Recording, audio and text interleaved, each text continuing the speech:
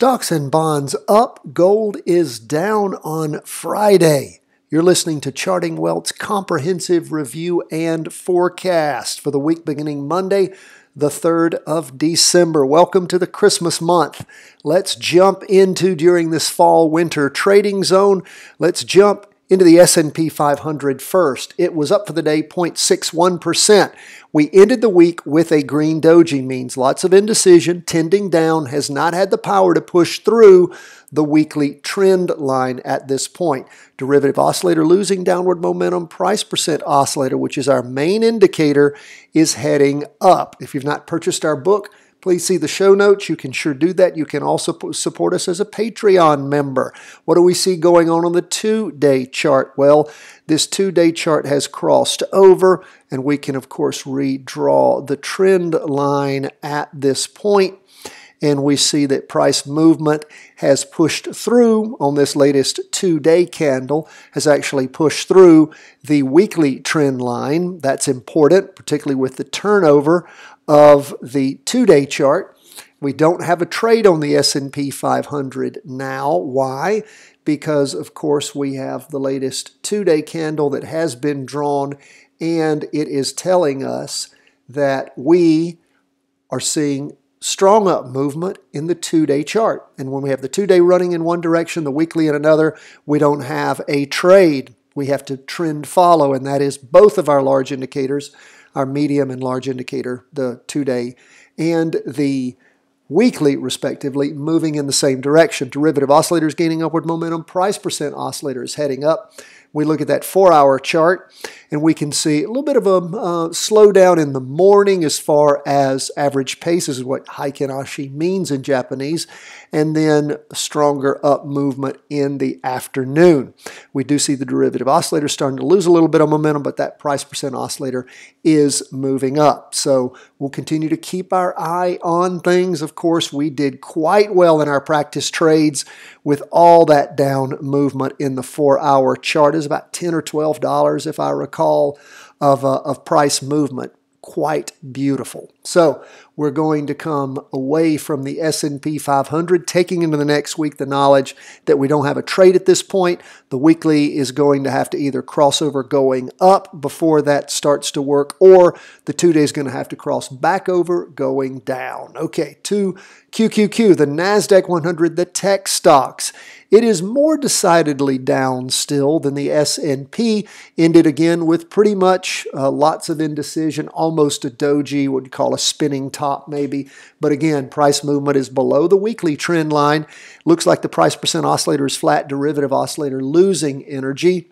And we look at the 2-day chart, and of course we also here have had a verified crossover going up. So we will draw ourselves a new trend line at this point. There was enough up movement on this latest candle, and we now don't have a down trade in QQQ, even if the 4-hour chart rotates over going down.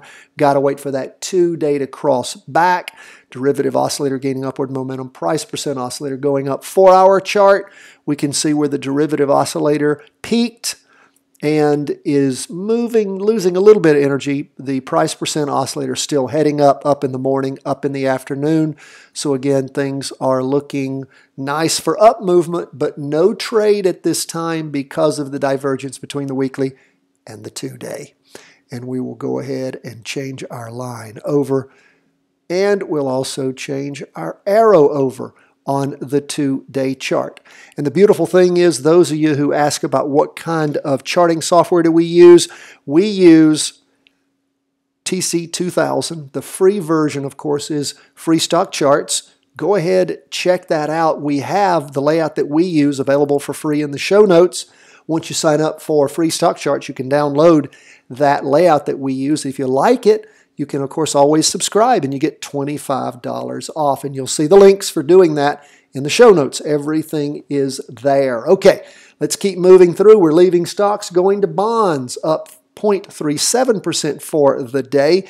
And folks, we can call this or not. I think I'm going to go ahead and call it as a weekly vertical crossover. It's not super strong, with a huge line jamming through, but it technically is, and the derivative oscillator is positive. So after many, many weeks of down moves, bonds have crossed over, and it is a weekly vertical crossover, not a super strong one, but it is one nonetheless.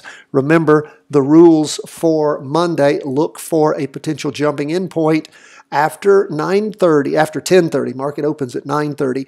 Look for a jumping in point after idiot hour or on the noon candle, the 4-hour candle, if indeed you had an up morning for a practice trade. So we have the 2-day and the weekly both in confirmed up moves. We go from the weekly chart to the 2-day, and you can see we're losing some upward momentum, really sliding sideways, and the price percent oscillator heading up, derivative oscillator losing some energy.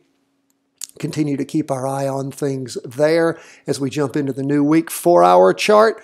Looks like it's trying to cross over going up, which would be a good sign if that happens on Monday morning. Be a really good sign for potentially jumping into that up move if it presents itself. So again, keep an eye on things, watch, let the charts be your guide. You want to know more about what we do, of course, all the training is available under trainings at the website and at the YouTube channel. And we have our book for sale, and we appreciate our Patreon supporters. Lastly, we go to gold, down 0.17% for the day. On the weekly chart, we ended the week with a red spinning top, means lots of indecision. It's almost a doji, ending down, tending down, and just pushing through the weekly trend line, headed down. Derivative oscillator losing downward momentum, but that price percent oscillator still heading up, so we still have a confirmed up move on the weekly.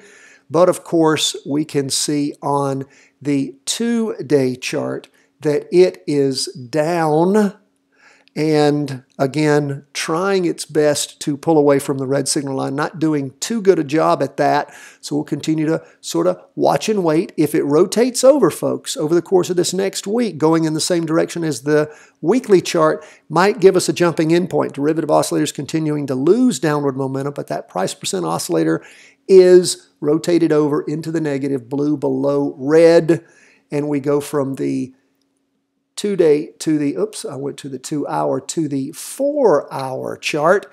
And of course, we can see really a down movement in the morning that gave us the 0.17 down and a bit of an indecisive doji in the afternoon, laying right there on that weekly trend line. So keep your eye on the prize. We'll see how gold shakes out and what opportunities it might give us over the course of this next week. That's where we are, folks, as we end the day. Again, thank you for our Patreon supporters. You want to know about that and all the benefits you get for it, all the different free trainings and Q&As and all that. Check out the link in the show notes to our Patreon page. God bless, my friends. All the best from the whole team here at Charting Wealth World Headquarters.